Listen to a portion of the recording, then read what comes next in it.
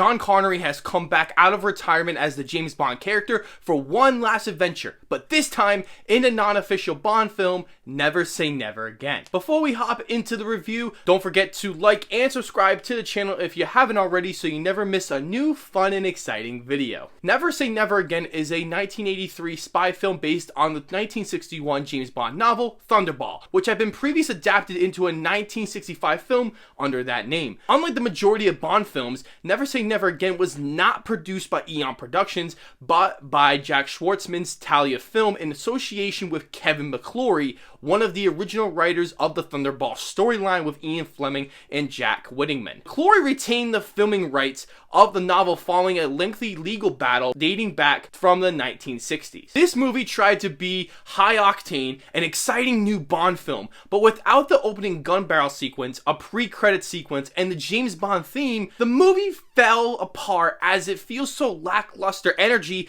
as it is so damn long and tedious. So let's start off with the acting with Sean Connery back in the role. Connery played the original character of James Bond in the original series for 5 movies before retiring from the position and then coming back for a 6th entry in Diamonds Are Forever to then quit again. Now he's back and gives one of his best performances as Bond. Connery is clearly better than his last 2 films in the official series of You Only Live Twice and Diamonds Are Forever, as you could start to see his frustration consume on the screen and just looked like he was phoning it in at times. However, he got into his best shape since the original Thunderball and did a great job as a 53-year-old man trying to be a Secret Service agent. Everyone else in the movie is just fine, with Mr. Bean himself, Rowan Atkinson. The biggest issue of this movie is the writing and the story. Since it is a retelling of Thunderball, this should have been a fun movie considering the original film's story is quite good. This, however, tries to be the most boring movie in the world by being so damn long, with a runtime of 2 hours and 14 minutes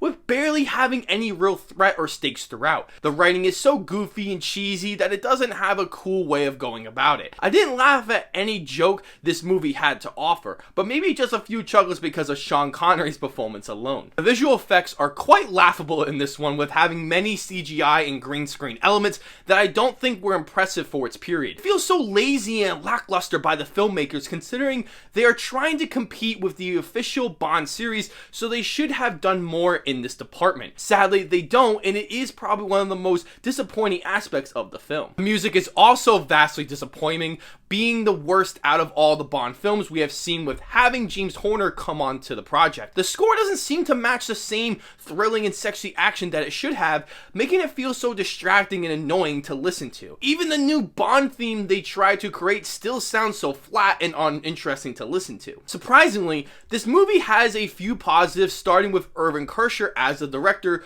who you may know as the director of one of my favorite movies of all time, The Empire Strikes Back. He does a great job capturing the action sequences that are hardly in this movie and even getting a few jokes just because of the camera work. I would have loved to see him back for an official Bond movie because his efforts feel wasted in this time of the film. There are a few action sequences that were at times pretty fun, more so in the earlier part of the film, until I just zoned out and didn't care what was happening throughout. The action as a whole is so cheesy and ridiculously stupid that it doesn't even feel like they tried to do something exciting and entertaining to watch. At times it feels so stilted and slow that I just wanted to fall asleep. This movie has no excuse considering other great action movies like Raiders of the Lost Ark came out before this one. Very disappointing, to say the least. The last positive is the decent production design, and I think it captures the great excitement of the Bond films, but it is nowhere near fantastic and memorable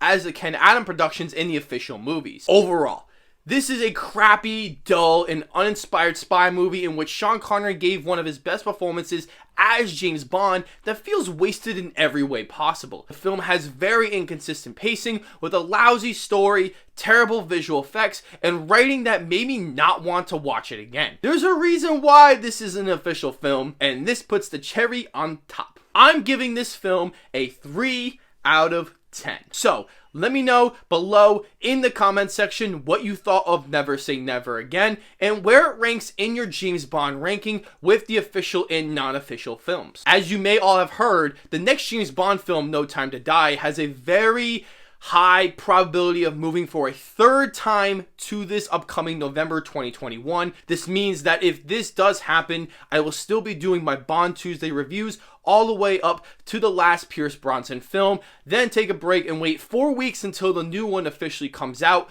to review the Daniel Craig ones. There's no official word on this yet, so let's be on the lookout to see what happens. That being said, next week we go back to the official series for the rest of the way forward with Roger Moore's last film as James Bond, A View to Kill, so hopefully you can check out the movie for next week. As always, I will see you all in the next video.